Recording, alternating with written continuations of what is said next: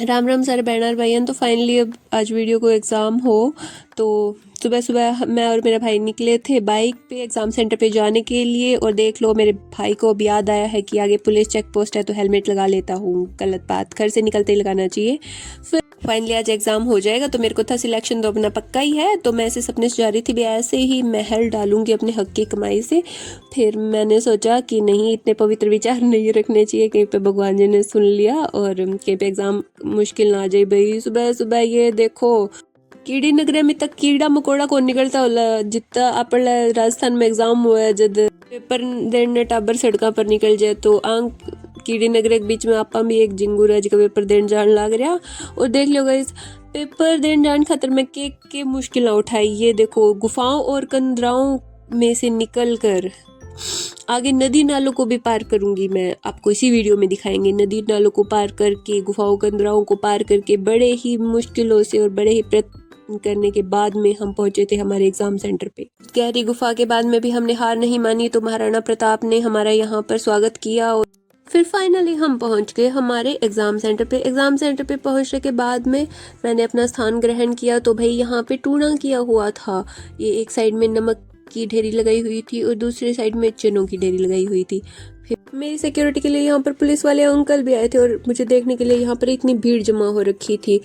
फिर मैंने इनको समझाया कि guys I am not a celebrity. तो फिर जाके इन्होंने कहा धत, ऐसे ही टाइम वेस्ट कर दिया। और उसके बाद में एग्ज़ाम में एंट्री मिल गई थी और मेरी तबीयत इतनी ख़राब थी, मेरा सिर फट रहा था, बुखार से हम पीड़ित थे और ज़ुकाम लगा हुआ था। हैंकी इन्होंने गाइस अंदर लेके नहीं जाने। अब क्या दिक्कत हुई कि जो हमारा नासिका का जल था और जो गुरुत्वाकर्षण बल था, इन दोनों में आपस में जद्दोजहद थी कि कौन जीतेगा। लेकिन फिर भी इस जद्दोजहद के बीच में मैंने अपना एग्ज़ाम किया। एग्ज़ाम निकल के बाहर आए तो मेरा भाई हमें कुछ खाना खजाना करवाने के लिए लेके आया। मेरी एक और मित्र हमारे साथ में थी, मेरे गांव की थी, मुझे वहाँ पे मिल गई थी। तो हम साथ में आए थे, जाते वक्त हम 2 गए थे, आते वक्त हम 3 आए थे। गाइस रेस्टोरेंट से बाहर निकल के देखा तो हमें दिखी वही कढ़ाई जिसमें वो कचौरी तली गई थी और वो पनीर पराठा तला गया था। इसको देख के मेरा आत्मा मेरी तृप्त हो गई।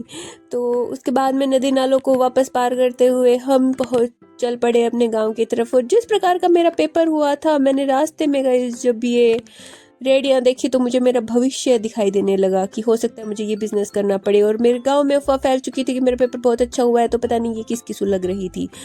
और उसी तरह आगे चलते हुए गाइस वापस से हमने घग्गर नदी का अध्ययन किया। मैंने कहा पेपर भले ही हुआ हो, लेकिन आगे हमें आरएएस की तैयारी करनी है, इसलिए हम पढ़ते हुए जाएंगे। तो घग्गर हनुमानगढ़ में अपने पाठ से नीचे बहती है।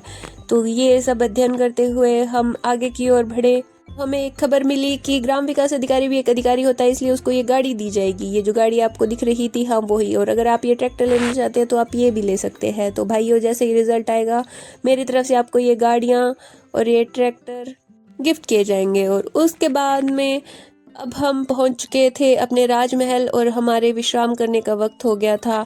तो इससे पहले कि मैं अपने राजमहल के अंदर प्रवेश करूं और अपने पालतू चमगादड़ों को मेरे जो एग्ज़ाम हुआ था उसकी कथा सुनाऊं, उससे पहले आप मुझे कमेंट्स में बता दीजिए कि आपका पेपर कैसा हुआ था, कितने क्वेश्चन अटैम्प्ट किए थे और आपको क्या लगता है कि मेरिट कितनी जाएगी।